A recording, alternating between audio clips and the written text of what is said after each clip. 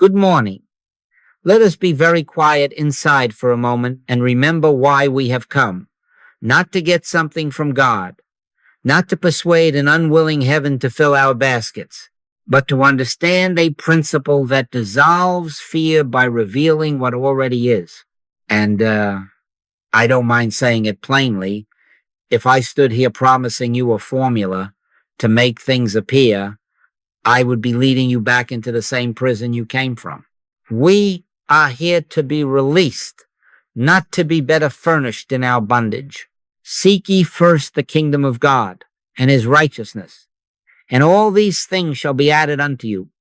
That is not a promise about things. It is an unveiling of order. First the kingdom, first the principle, then all these things take care of themselves. Now I know, and you know, that the word supply has a way of tightening the chest. It is a strange word. Everyone says, I want supply. And in the instant the word becomes a goal, the mind begins to hurry, to compare, to bargain with tomorrow, and to argue with yesterday. Watch it. The moment you set your gaze on supply as an achievement, you start counting.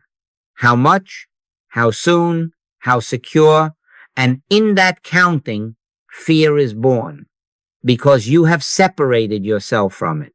There is you over here, small and anxious, and there is your supply over there, large and delayed.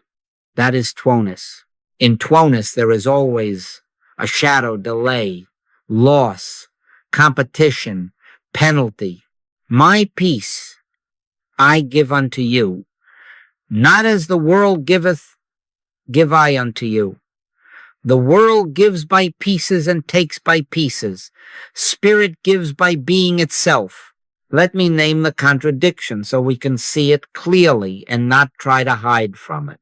We say, I need supply, and then we assign that word to objects, a check, a client, a job title, a person's favor, a new door.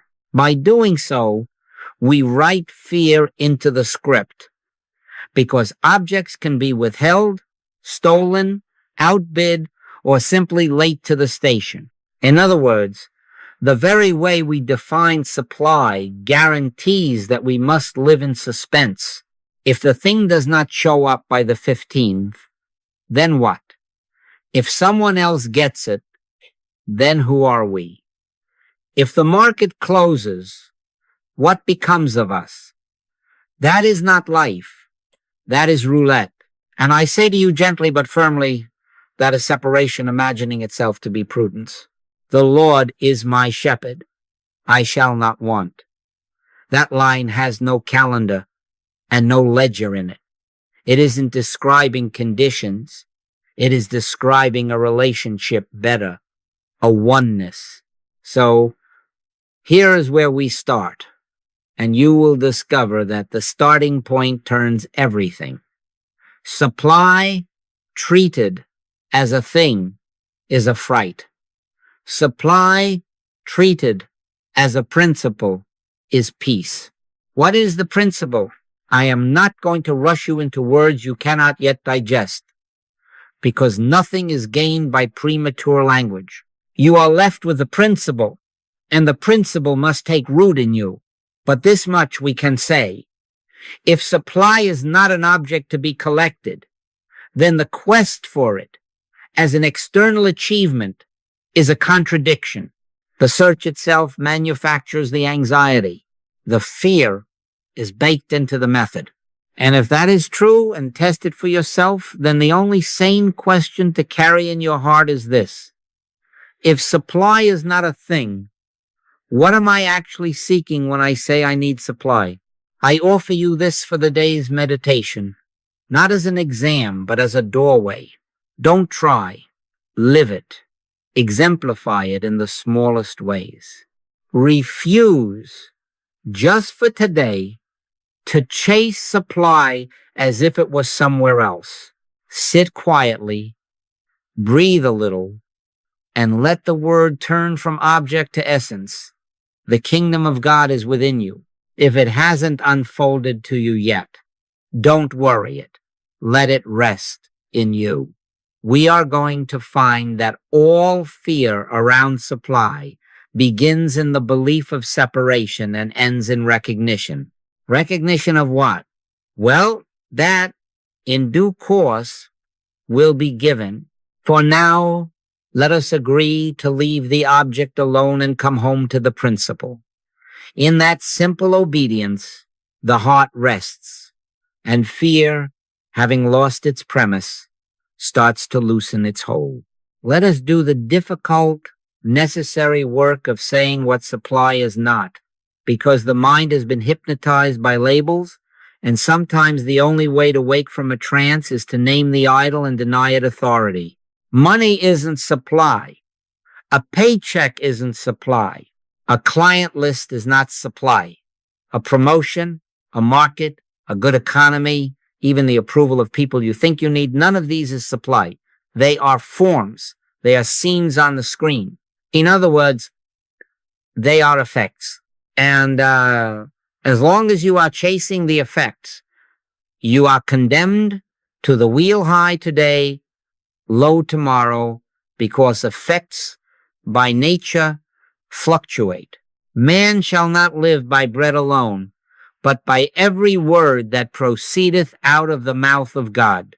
Bread is the form, the word is the substance.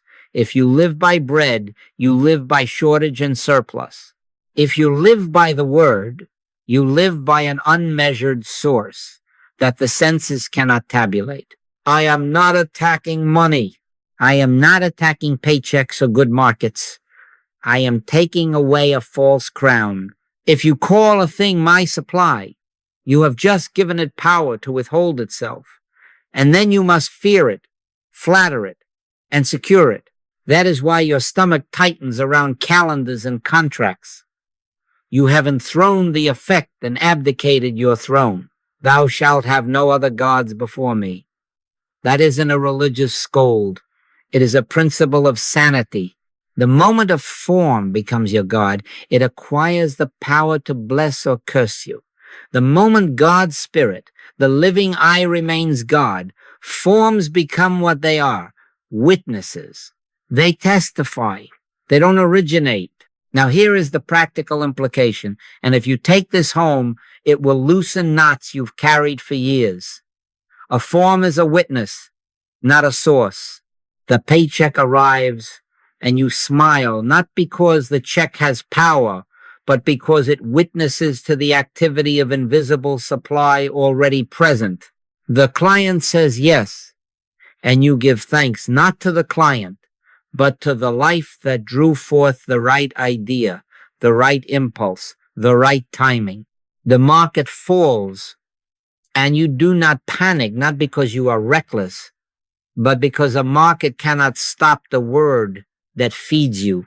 Consider the ravens, for they neither sow nor reap, which neither have storehouse nor barn, and God feedeth them. The ravens do not worship barns. They move as they are moved. Can you imagine the freedom of acting responsibly without bowing down to your ledger? You see, this is not an argument against action. This is a reclassification of action. Chasing effects is bondage. Being led from within is dominion. There is a world of difference between going to work as a beggar hoping the form will be kind today, and going to work as a witness, knowing the form is an instrument through which the one that is supply may show itself. If you can make this turn, even a little, you will find that you can plan without worshiping the plan. You can receive without clutching. You can lose a form without losing peace. My peace I give unto you, not as the world giveth. The world gives in pieces and takes in pieces. The peace of the inner presence is not distributed by conditions.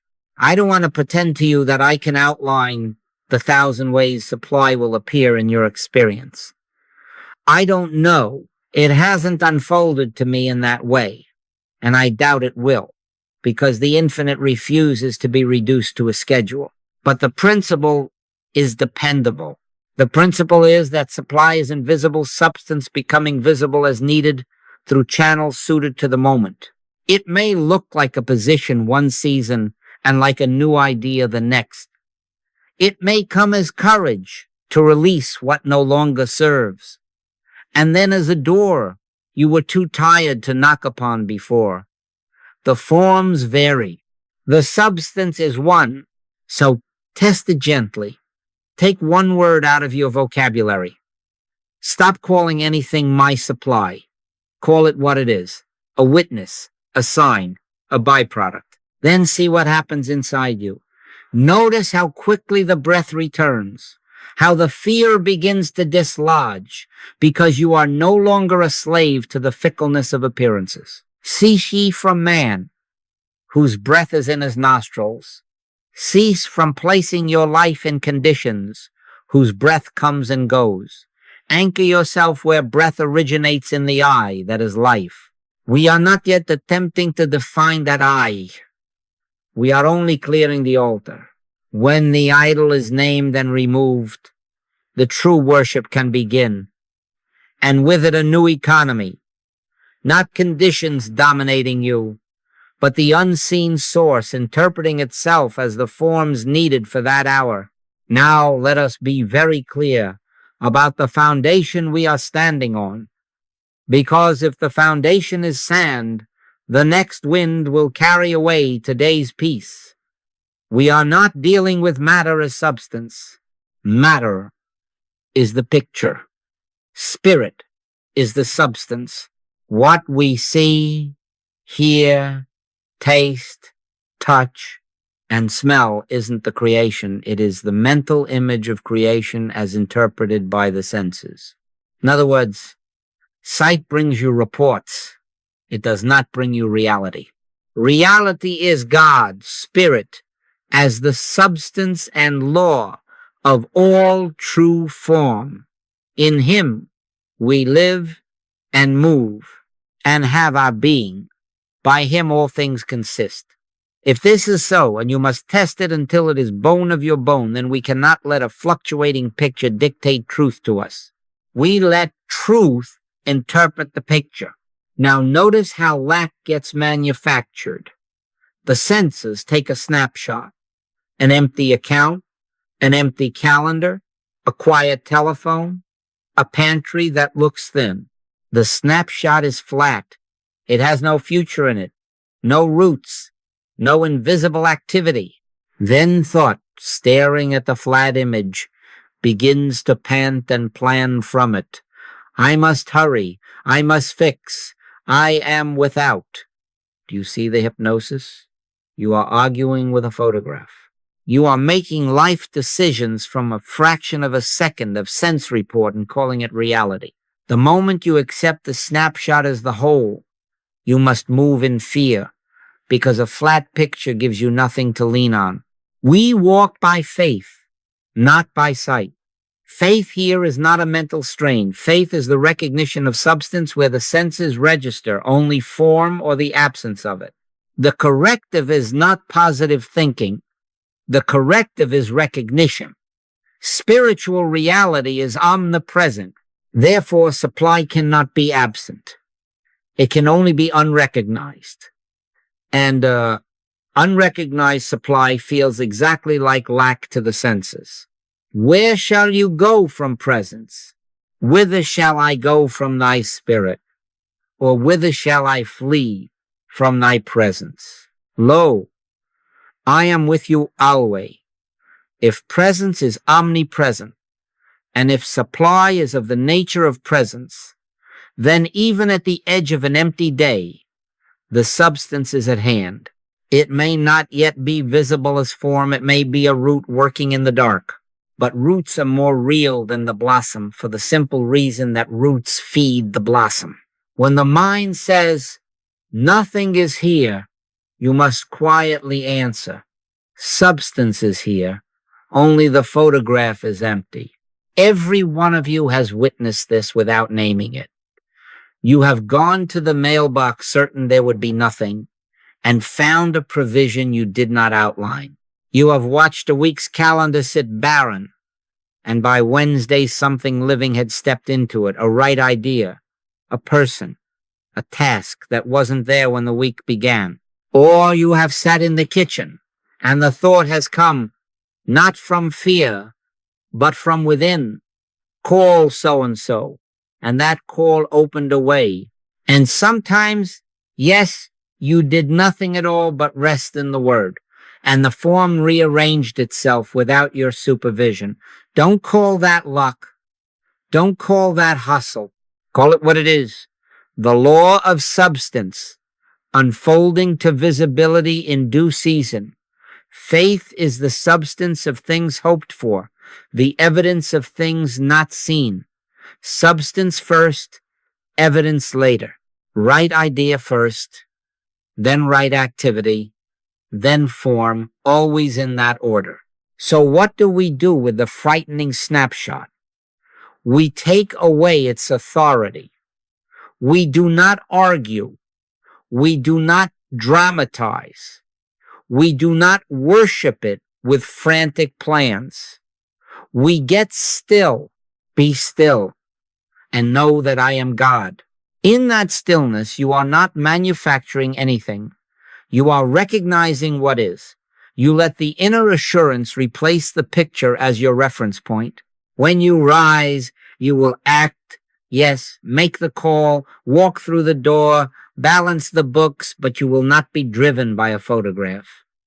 You will be led by substance. And if, for a moment, the picture looks lean, you remember the lilies that neither toil nor spin, and yet appear clothed. The senses cannot measure omnipresence.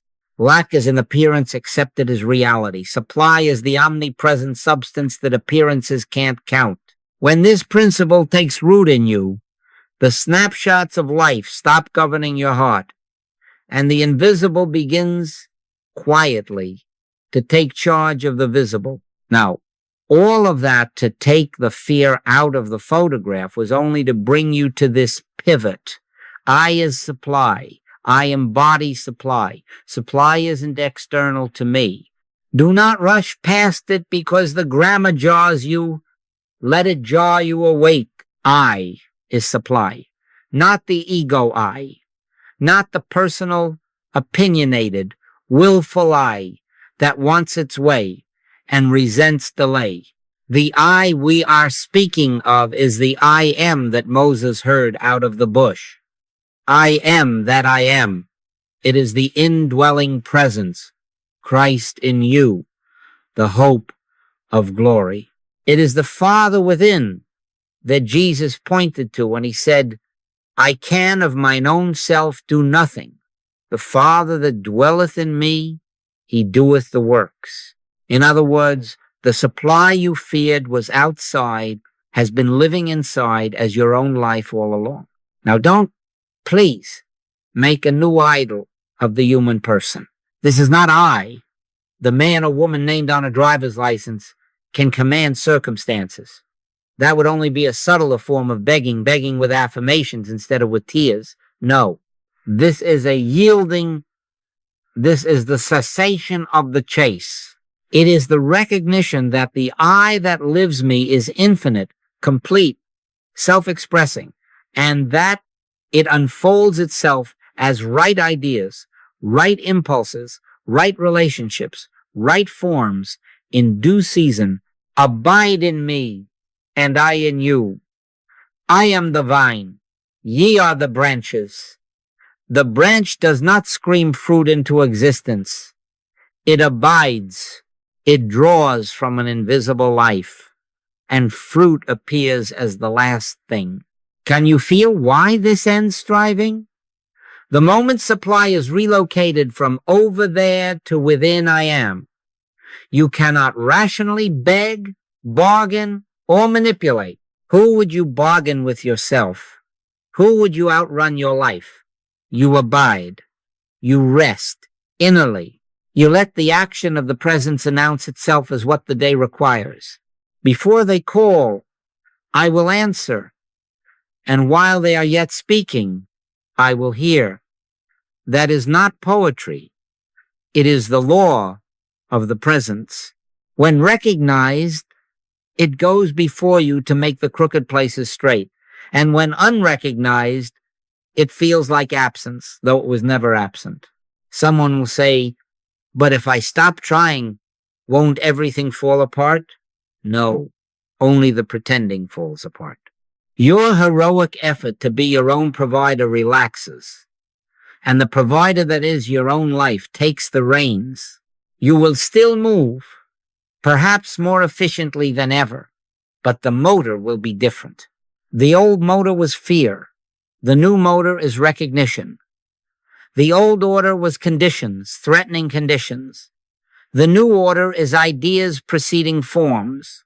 My peace I give unto you, not as the world giveth. The world gives by transaction. Spirit gives by being itself as you. Let me make it practical. Sit in your chair and notice the reflex to say, God, give me. Don't scold it, just see it. Then, gently, replace it with, Father, I thank thee that thou hast heard me. Not as a technique, don't try to make anything happen, but as recognition that the hearing life is already within, and that what appears as tomorrow's answer is only today's presence coming to view. If you can't say it, be quiet. Be still and know. In that stillness, the I that you are born of God, not of the will of the flesh, utters itself, sometimes without words, and you feel a subtle shift from seeking to seeing. I is supply. I embody supply. Supply isn't external to me. Take it slowly. This is not a slogan for the refrigerator door.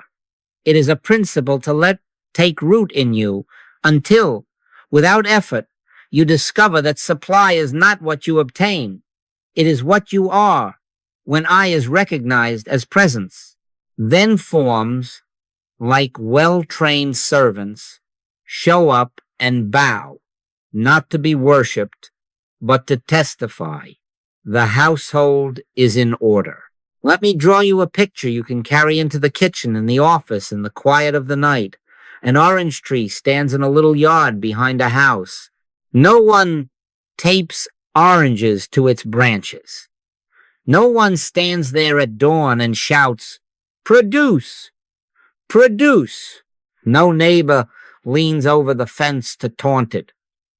My tree made 30 yesterday. Can you beat that? The tree doesn't blush. It doesn't compete. It doesn't apologize for winter or boast in summer. It abides. Beneath the rough bark, there is an activity no eye can measure, sap rising, cells opening, roots reaching into a hidden river. The fruit that delights your tongue is the last thing, the final bit of evidence that an invisible life has been faithful all along. If you watch the tree in March, you may call it bare. But the tree is not waiting for you to approve of its branches. It is obeying a law of being that pays no attention to your calendar moods. The earth bringeth forth fruit of herself. First the blade, then the ear. After that, the full corn in the ear. You will notice there is an order there: conception, gestation, birth. The blade does not despise itself because it is not yet the ear. The ear does not panic because it is not yet the full. The life is flowing, and the stages are holy. In other words, the orange is not the cause. The orange is the witness. It testifies something deeper has been at work. Now bring it home. You do not tape clients to your schedule. You do not staple opportunities onto your name. You do not whisper incantations at midnight to make a door knock in the morning. That is taping oranges. Your life, like that tree, bears fruit by inner unfoldment, not by outer strain. Abide in me, and I in you. I am the vine, ye are the branches. The branch does not invent sap. The branch receives and shows it. So with supply. I is supply. I embody supply. Supply isn't external to me. The visible check, the right invitation, the useful idea, these are oranges. They are the last stage. The cause is the indwelling presence recognized, the sap of spirit moving quietly, inevitably in you. Someone will say, but I need the fruit now. I understand that cry. I have prayed that cry. And the answer was not a scolding. It was an adjustment of attention. Timing is part of the grace of life. Conception and birth are not the same moment. It may unfold today. It may, for reasons your present lens can't see, take a season. The orchardist doesn't uproot the tree to check its progress. He tends the root and trusts the law. Be not weary in well-doing, for in due season we shall reap if we faint not. Don't faint into agitation. Don't faint into outlining. Rest into recognition. Each moment of recognition is a day of gestation. It is how the unseen takes on form without strain. So what do you do with a bare branch before your eyes? Stop staring at it as if the picture were the power. Tend the root. Tend consciousness. Loosen the soil of thought with receptivity. Let go the hard clods of resentment and fear. Pull the weeds of my supply is over there. Someone else has it. Time is against me. Water with gratitude. Father, I thank thee that thou hast heard me. Feed with the word. The Lord is my shepherd. I shall not want. Prune the dead wood, old identities that say you are a beggar in a hostile market, and then be still, not lazy still. The stillness is not inaction, it is right action beginning within. You will find that without hurry, ideas come to hand. Simple, exact, timely. You make a call you had been postponing. You leave off a chase that never had life in it. You see a door you missed because anxiety had narrowed your vision. That is sap moving. Do you see the mercy in this? If supply is the last stage of an inner activity, then your safety is not in chasing fruit, but in abiding in the life that produces it. No tree is threatened by another tree's harvest. There is no such thing as competition in spirit. What is embodied within you cannot be taken, compared, or outbid. Let the oranges appear when they will. They are only the testimony. The reality is already present now, here, beneath the bark of appearances. Be still, abide, and when the season shows itself, let the forms bow and bear witness to what was true before anyone could taste it. Now let me show you the wheel we all get on when we forget the root and start counting oranges. The ancients called it law, cosmic law, the realm of cause and effect, of calculation and comparison, of sowing and reaping under the belief that you, by personal effort, must earn, push, and protect your good. In other words, conditions are your master and you are their accountant.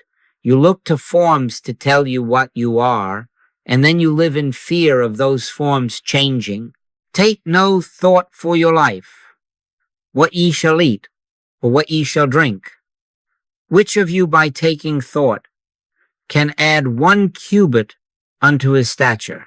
Under cosmic law, you try to add that cubit every day with worry, watchfulness, and willpower. The result, a little more cubit on Tuesday, a little less on Friday, and a stomach that never quite rests. Here is the subtle penalty, and it is almost always missed because it hides inside our so-called success. When supply is a thing, you must watch it, guard it, compete for it, insure it, lobby for it, and fear its loss. That is the sentence. You stack up barns, and then you lie awake to post a night watch at every door of the barn. Fear at the account, fear at the calendar, fear at the neighbor's better harvest. The law came by Moses, and with it the weights and measures, the scales and penalties. And under that law, if you score a point today, you must keep scoring tomorrow or answer to the scoreboard. It never says rest. It says prove. Watch how it plays out. One of you has worked and prayed, and finally a sum of money arrives. For a day you breathe. On the second day, a whisper begins. Don't touch too much of it. Markets are uncertain. On the third day, you are already running numbers for a crisis that hasn't announced itself, and peace has slipped out the back door. Another one of you signs the client that looked like salvation. You smile until the ink dries. Then the sentence, what about next month? What if they leave? What if they talk to someone else? You go from Thanksgiving to surveillance in 48 hours, and another sits at the kitchen table with a full schedule, and instead of rest, the mind begins, can I keep this pace? Will the referrals continue? Under law, even answers become threats in disguise, because conditions threaten conditions. I am not condemning prudence. I am untangling bondage. Under cosmic law, you may gain forms, but you never gain peace, because conditions always threaten conditions. Build a higher fence and fear invents a taller thief. Add a zero to the account, and dread adds a decimal of its own. It is a treadmill, and you know it. The legs are pumping, and you never change scenery. A man in scripture had this very dream of barns. I will pull down my barns and build greater. And the voice said, thou fool, this night thy soul shall be required of thee. Not a threat from a moody deity, an unveiling of the logic of law. The more you make form your life, the more you stake your life on what moth and rust corrupt. A double-minded man is unstable in all his ways. Double-mindedness is the state of leaning on spirit on Sunday and on spreadsheets on Monday. Now let me be honest, because pretense has no power. I have lived under that sentence. I have watched provision arrive and then discovered the old habit reach for its ledger to prove it could keep arriving. I begged that habit to make me safe. It never did. The treadmill does not become a sidewalk just because you dress it in spiritual phrases. The principle remains. As long as conditions are the source, conditions are the tyrant. You are a probationer under a system that always asks for another showing. Today's applause is tomorrow's anxiety. But quietly now, there is a higher action. Grace and truth came by Jesus Christ. Grace does not reward the best struggler or the most frightened calculator. Grace is not a medal pinned to a weary chest. Grace is the divine action that annuls the sentence, not by changing the treadmill's speed, but by taking you off it, by restoring you to source, here and now. Don't run ahead of me to the how. Let this diagnosis do its work. See the wheel for what it is. Admit the sentence for what it is. And then be very still as we come to the place where striving gives way to recognition, where the I, that is your life, stands up within and says, my yoke is easy and my burden is light. That is not a promise to a future achiever. It is the nature of presence revealed when you cease to live by conditions and begin at last to live by I. Now let's come right to it. You are only under cosmic law until you achieve the realization of grace. The moment grace is realized, law has no sentence to execute. The law came by Moses, but grace and truth came by Jesus Christ. In other words, as long as your reference point is the picture, gain and loss, rise and fall, you must pay attention to its rules and penalties. But the instant you abide in the I, that is your life, you are moved out from under weights and measures into a different government. There is therefore now no condemnation to them which are in Christ Jesus. Now, not later.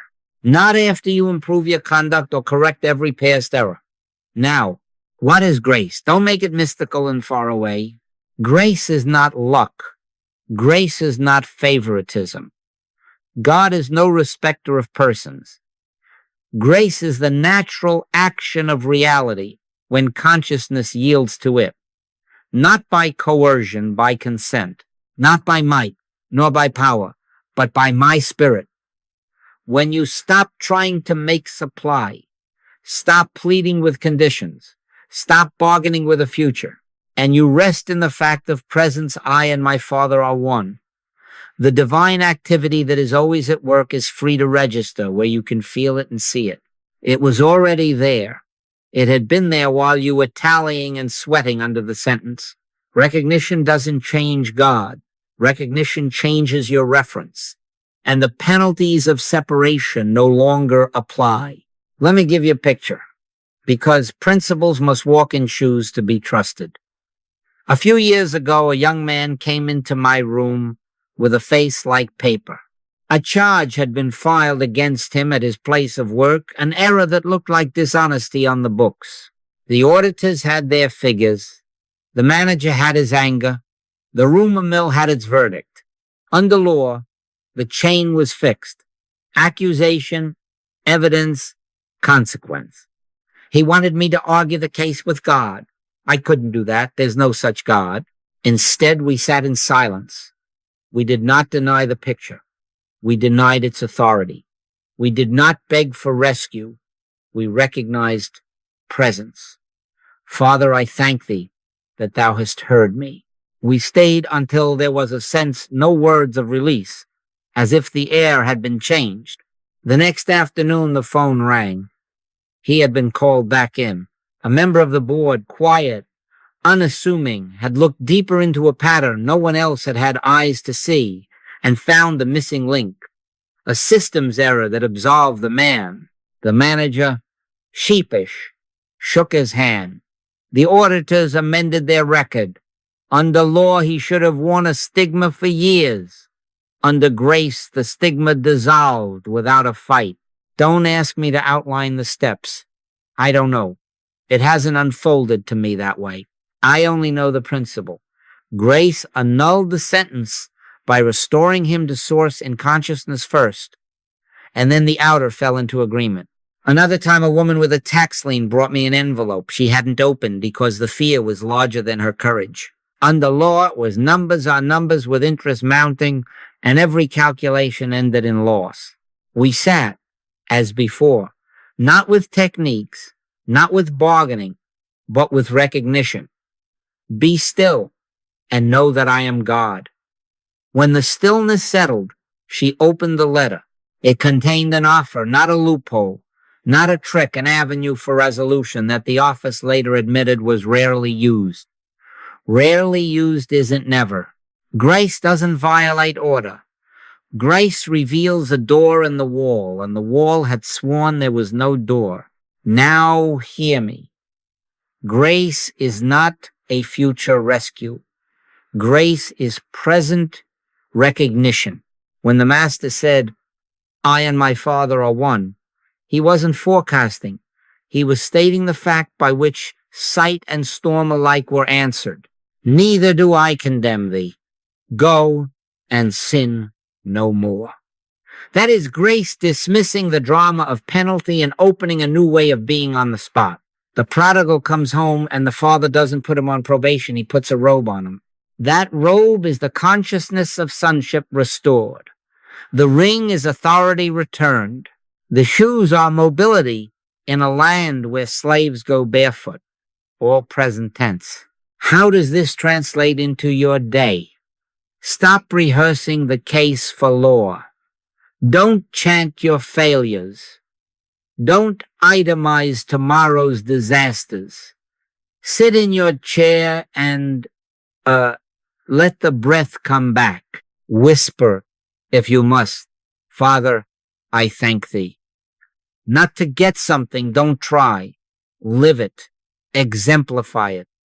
Stay until you feel even a thread of that inner oneness.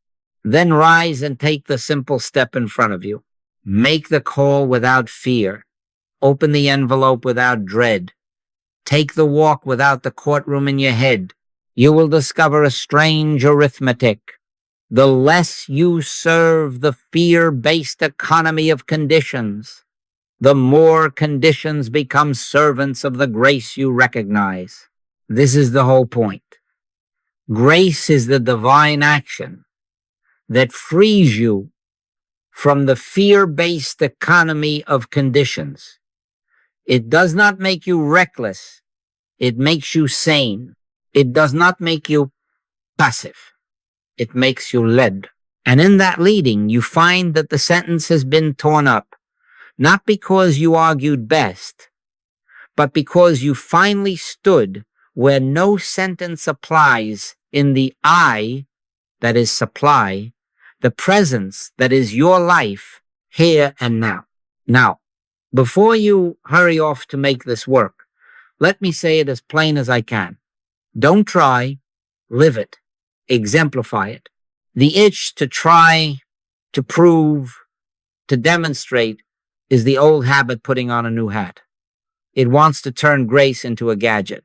It wants to turn the I that is supply into a lever you pull to get oranges on demand. Don't do it.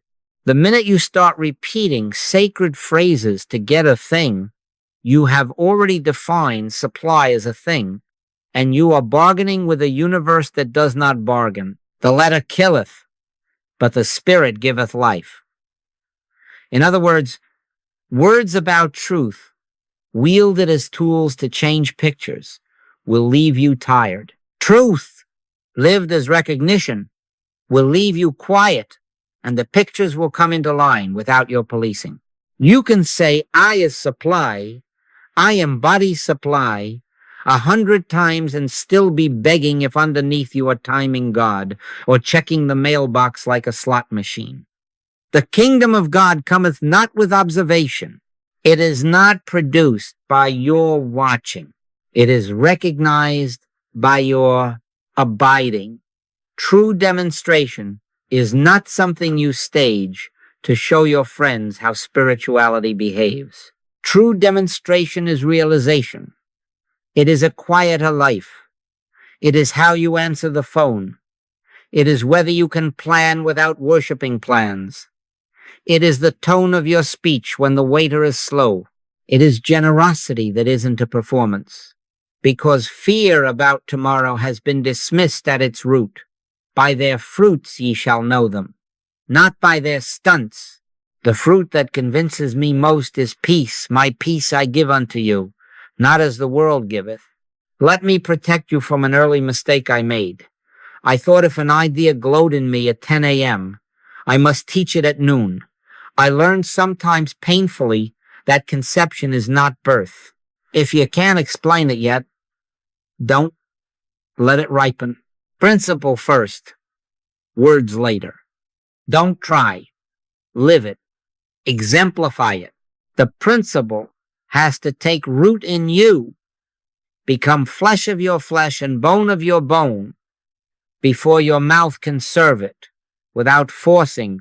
Out of the abundance of the heart, the mouth speaketh. If the heart is still bargaining, the mouth will preach bargains.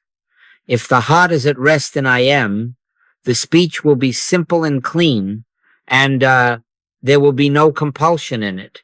My doctrine is not mine, the Master said, but his that sent me. Don't be ashamed to say, I don't know. It hasn't unfolded to me yet. That humility is strength. It keeps you from taping oranges to your branches for the praise of neighbors. How then shall we practice? Not by techniques to squeeze results. We practice by recognition until recognition becomes native. Sit down, be still. In quietness and in confidence shall be your strength. You are not summoning a far-off power. You are consenting to the presence that is already your life. Whisper if you must, Father, I thank thee. Then wait without an eye on the clock until there is a soft sense of oneness, no words required. Rise and let that tone govern the day. Make your calls. Yes. Send the invoice. Yes. But don't keep glancing at the sky to see if ravens are coming. Let your light so shine, not make it shine that men may see your good works and glorify your Father. The shining is the life within, coming to view as right ideas, right activity, right form. Supply is realized, not manufactured. Embodiment is the proof of understanding. And when embodiment is there, even if no one knows your name and no one hears your lecture, the forms will quietly testify. They will arrive as servants, not as masters, and your heart will know. The I that is supply has been living you all along. Now let's do the one thing that turns all this from a conversation into a life. Explanation has had its say, now experience must have its day. The most practical step you can take is not another hour of planning, not another reshuffling of outer pieces. It is conscious contact with God. When thou prayest, enter into thy closet, and when thou hast shut thy door, pray to thy Father which is in secret. That closet is not wooden hinges. It is a still place within you where the world's outlines don't set the agenda. We are not going to ask for anything. We are going to recognize, don't try, live it, exemplify it. Sit where you are, kitchen chair, park bench, the edge of the bed before the day begins. Place the hands quietly. Let the breath be natural. And notice the mind's first reflex. It reaches. It reaches to outline, to fix, to hurry. Smile at it as you would a child who thinks noise is power. Then, without struggle, let the reaching fall by its own weight. If it comes back, let it fall again. This is not suppression. This is yielding. Be still and know that I am God. Not be still and get something. Be still and know. Know what? That I am is here, is the life of your breath, the life of your thought, the life of your very being. You will feel the urge to bargain. You will catch yourself composing a speech to the future. If this happens, then I will. If only that check. See it. Don't scold it. Release it. The shepherd doesn't wrestle each sheep. He sets a tone, and they quiet. My sheep hear my voice. Let the tone settle. Let scripture pass through you, not as argument, but as recognition. The kingdom of God is within you, not across town, not behind the signature of a man you haven't met, within you, as the very eye that is supply.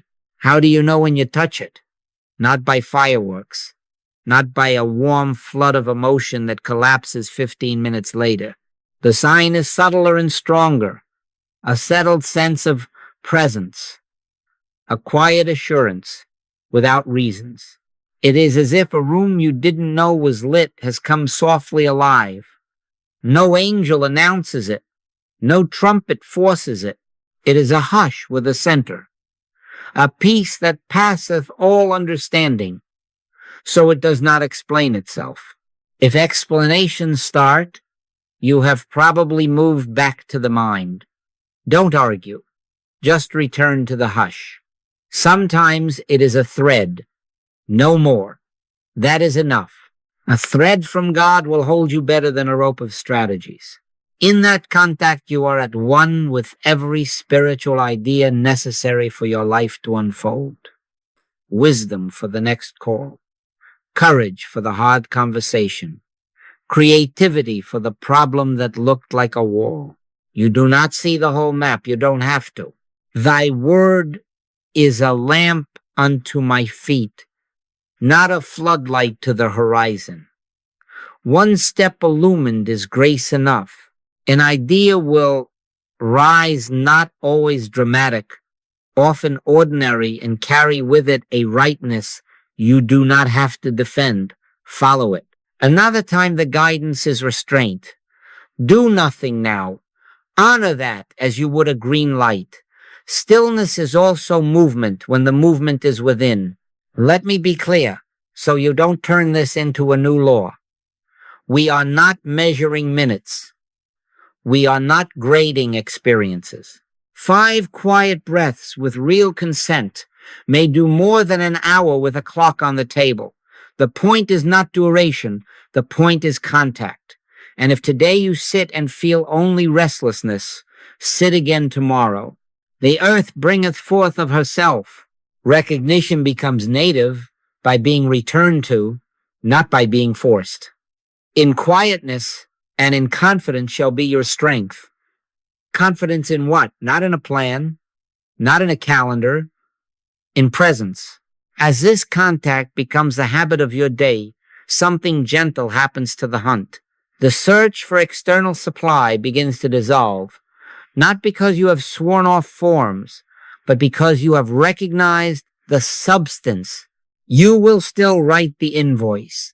You will still meet the appointment, but the strain to wring life from those acts departs. Forms move from altar to footstool. Ideas precede them. Peace accompanies them. And when the old reflex to reach flares up as it will return to the closet within, shut the door on argument and rest until the quiet center declares itself again. Before they call, I will answer. That is not a promise you pressure. It is a fact you meet in the hush. In meeting it, you find that I is supply. Here, now, and the day rearranges itself around that recognition without your whip and without your worry. Now, when that hush has found you, and sometimes it's only a thread, expect the next thing to be an idea, not a bag of coins.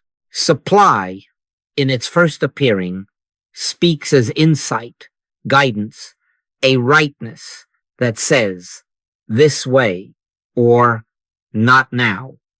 The check is not the beginning of supply. It is the last page in a chapter that started when the I within made itself felt as a thought with light on it. In other words, the sequence is holy. Right idea, then right activity, then right form. If you reverse the order, if you lunge for form without idea, you are back to taping oranges on branches. First the blade, then the ear.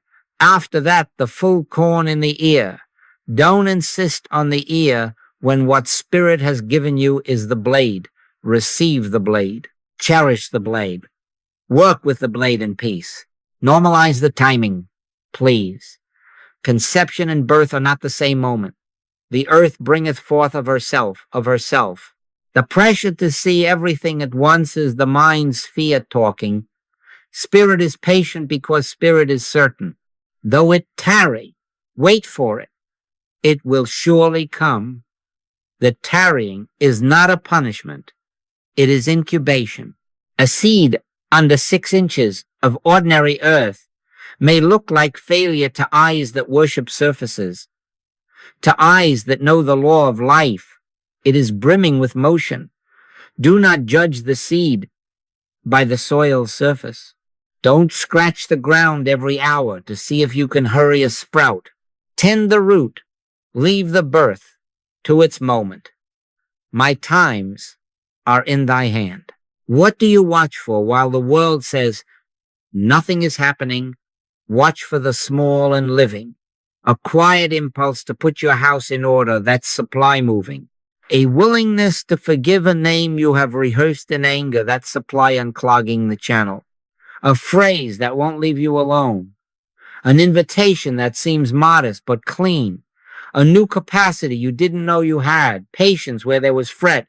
Thrift where there was waste. Courage where there was avoidance. These are supply in transit.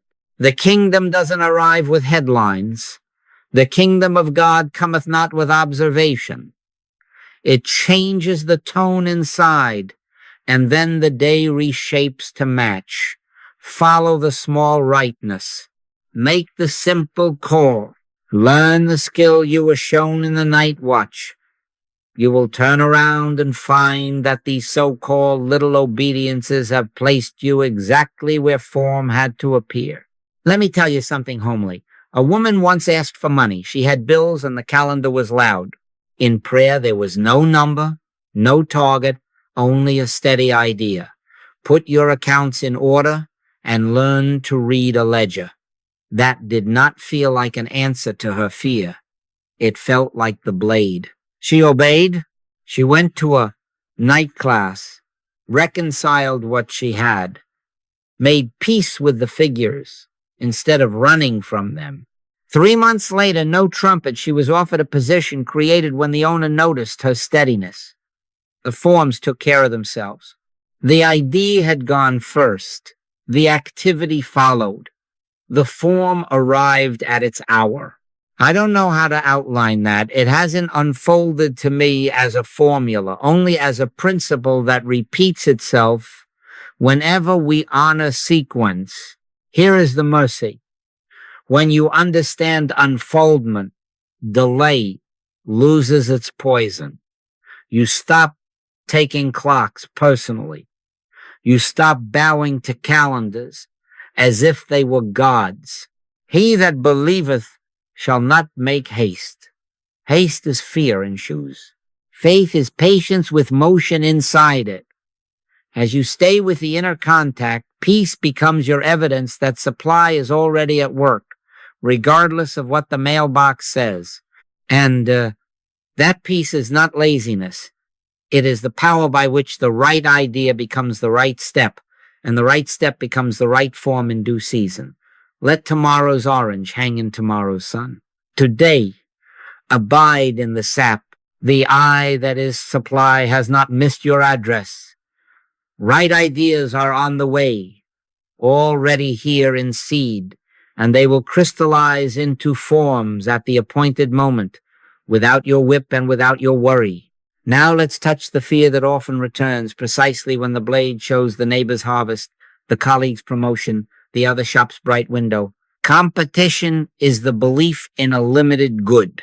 It is the child of the lie that supply is outside of you, parceled out, scarce, and up for the clever to seize. The moment you make supply external, you also make your brother, your rival, and your calendar your judge. But the earth is the Lord's, and the fullness thereof. If fullness is the nature of reality, where is there lack to fight over? A man can receive nothing except it be given him from heaven. In other words, what is truly yours is of the eye within. It is not on a shelf to be snatched by quicker hands. There are diversities of gifts, but the same spirit. Your gift is not a trick you learn better than the next fellow. Your gift is an individualized appearing of the one presence. If it is presence unfolding, it is embodied. It cannot be auctioned. It cannot be stolen. It cannot be outbid. All that the Father hath is mine, not mine against yours, mine in the sense of union, of nature, of shared source. The orange tree doesn't argue with the fig. The ocean does not debate the river. Each form testifies to the same substance by a distinct appearing. When you know I is supply, you retire from the contest without leaving the field. You keep baking, building, writing, serving, but the jerk of envy is gone because no one can stand between you and your own embodiment. Your joy no man taketh from you. Let me put footwear on it. 2 bakers rented shops on the same block. The first, nervous, watched the other's line and adjusted his recipes by rumor. He discounted on Thursdays, glared on Fridays, and slept poorly all week. The second rose early, sat in the hush until a quiet gratitude steadied him and blessed the whole street as God's competitor included.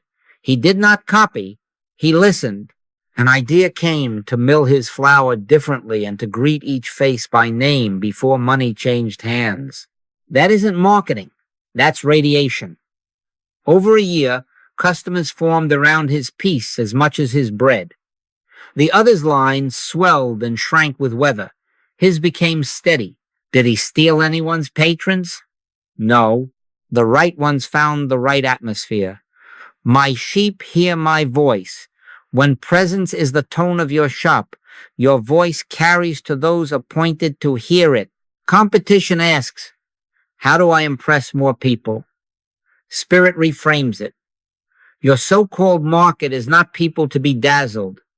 It is the natural outflow of realized consciousness. Let your light so shine, not perform, shine. The light isn't staged by applause meters. It is recognized by those who need precisely the color of your obedience. I don't know how to map that. It hasn't unfolded to me as a diagram. I only know the principle. When identity rests in I am, your activity organizes itself without rivalry, and those assigned to your function arrive without scramble. Watch what happens to behavior. You stop hustling from envy because envy has lost its oxygen. Charity envieth not. You can bless another's good without shrinking your own because another's harvest says nothing about your root. You act from clarity instead of panic. Make the call you're given, not the 10 you fear you'll miss. You can recommend a colleague and not fear you've cut your own throat. Under law, that looks foolish. Under grace, it proves wisdom. Because the channel you bless is the channel you share. When the prodigal came home, the elder brother seethed with competitive arithmetic. The father said, Son, thou art ever with me, and all that I have is thine. Ever with me, that is the end of competition. Let me be very plain. Customers aren't your source. Employers aren't your source. Algorithms aren't your source. They are forms, witnesses. Forms shift by season. Substance abides. When supply is recognized as indwelling presence, competition loses its premise. Hold fast that which thou hast, that no man take thy crown. Your crown is not a trophy on a shelf. It is the consciousness of oneness shining as your distinct usefulness. From that consciousness, you can plan without worshiping plans. You can work without warfare. And you can look at your brother's window and say, not through gritted teeth, but with a real heart, God bless you, and find, to your surprise, that the blessing returns as peace, as right ideas, as forms in due season, and not one of them subtracts from you. Now, how does all this look on a Tuesday with a stack of envelopes and a calendar that seems to shout? Under grace, you do not float through the day unanchored. You live it more precisely. You pay bills, you keep appointments, you do honest work. Render therefore unto Caesar the things which are Caesar's, and unto God the things that are God's. In other words, attend to form responsibly while refusing to crown it king. Grace produces sane, guided activity without turning activity into a god. You will find yourself more punctual, not less, more careful in your accounts, not sloppy, yet you will not lay your head on a pillow of numbers. The source is not the invoice. The source is the I that breathes you. The Lord is my shepherd. I shall not want. Let your relationship to money be healed at the root. Money isn't supply. It is a symbol that testifies to flow. Treat it as such. When you write a check or press a button, do not clutch. Bless.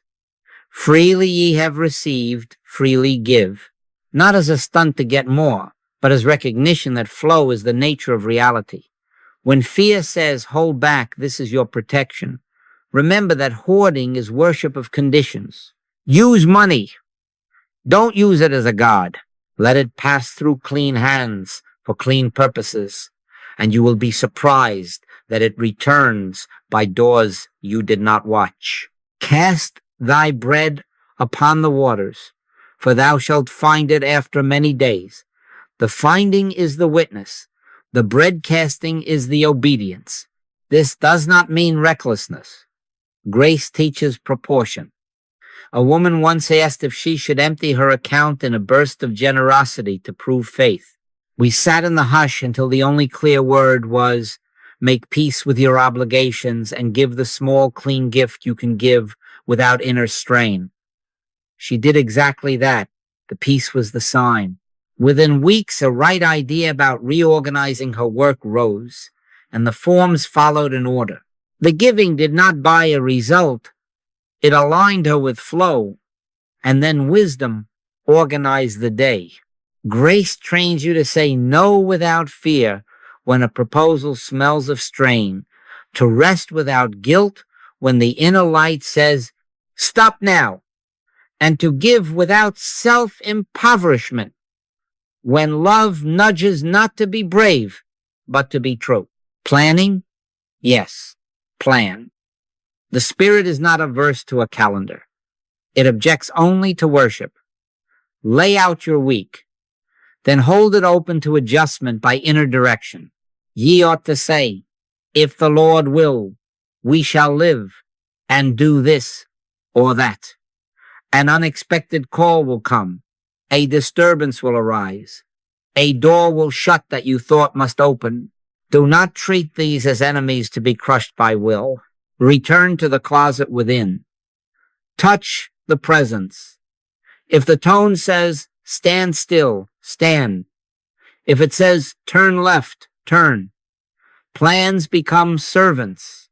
You work from guidance, not grind. And when a plan holds good, let it hold without pride.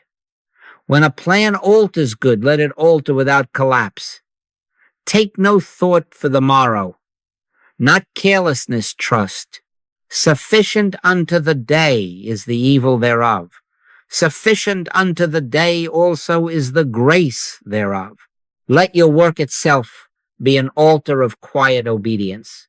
Do the next honest task well, not to impress a future, but to express an inner rightness now. If a client asks you to shade the truth, you can refuse without panic because you are not bargaining with the world for your life. If a schedule crowds until peace departs, you can remove an item and let the chips fall because the chips are not your God. If fatigue, not laziness, asks for an hour's rest, honor it as you would a commandment. The Sabbath was made for man, and not man for the Sabbath. Rest becomes obedience, not escape.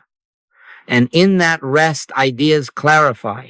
Make a simple practice of blessing the traffic of your day. When you receive, bless the inflow without possessiveness. When you spend, bless the outflow without dread. When you plan, bless the plan without bowing to it. When you must decide and there is no thunder from heaven, choose the cleanest right you can see and move gently.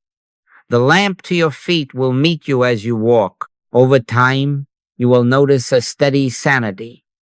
Fewer emergencies, quieter decisions, cleaner books, kinder speech, and a strange courage to leave some boats unlaunched. This is not laziness. It is leading. The action of grace is not noise. It is order. It is rightness. It is the day arranged around I am instead of I am arranged around the day. So live this. Attend to forms, yes, but refer every item to the inner government. Let money be a tool and a testimony, not a tyrant. Say no when spirit withholds. Yes, when spirit releases. Plan as a steward, not a slave. And if anyone asks how you manage such calm in a busy world, you will have no technique to sell. You will only have a principle to witness. I is supply. I and my Father are one. From that oneness, activity becomes obedience, and obedience becomes peace. Seek ye first the kingdom of God and his righteousness, and all these things shall be added unto you. Not worshipped, added. So let's draw the circle closed, and I hope quietly, when supply became a thing to you, a number, a door to be pried open, a person to be convinced you felt fear, of course you did.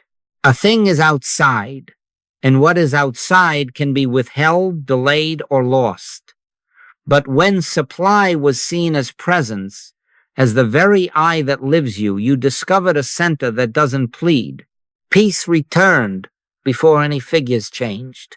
Then, in their place and time, figures changed. Forms came, not as gods to be served, but as witnesses of what already was. Thy Father which seeth in secret shall reward thee openly. In other words, the secret is not a stash somewhere. The secret is the eye within. The open reward is the form that testifies. Now, I will not promise you a life without appearances. Tomorrow may bring a letter with red ink, a voice that says no, a season in which branches look bare. Don't be frightened by the surface. You cannot go back to the same consciousness once the principle has put down root. You may wobble. Yes, I have. Sometimes I've said, I don't know how is this to appear. It hadn't unfolded to me yet. But here is the solace. You won't return to bargaining if you keep your hand in the hush.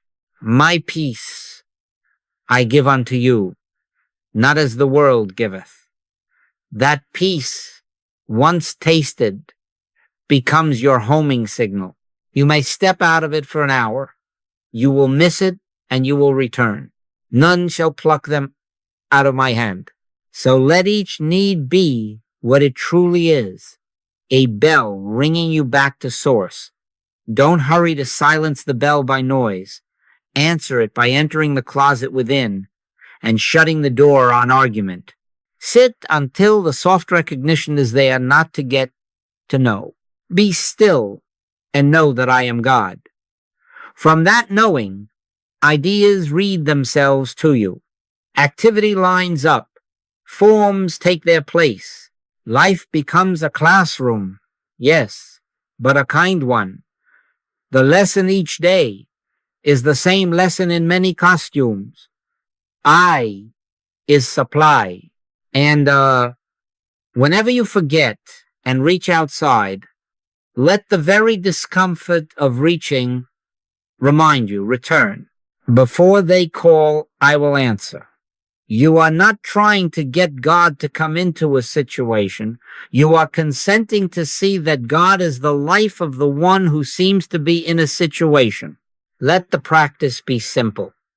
Morning, noon, night, threads of stillness. Bless the inflow and the outflow. Refuse to worship plans while you make them.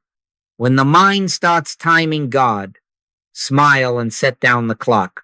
When the heart starts counting coins as if they were oxygen, bless them and send them to their place at your feet. If a door shuts, don't push, listen. If a door opens, don't rush, listen. Thy word is a lamp unto my feet, and a lamp illumines a step, not a decade.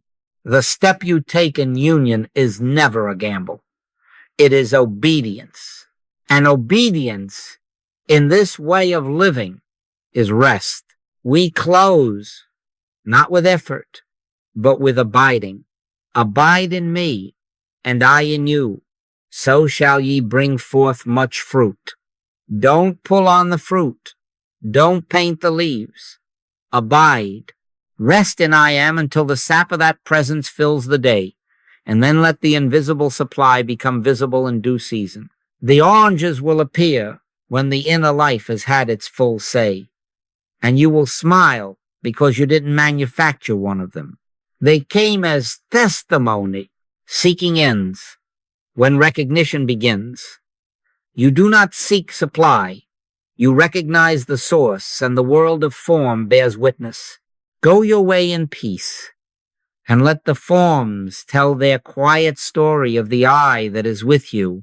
And as you always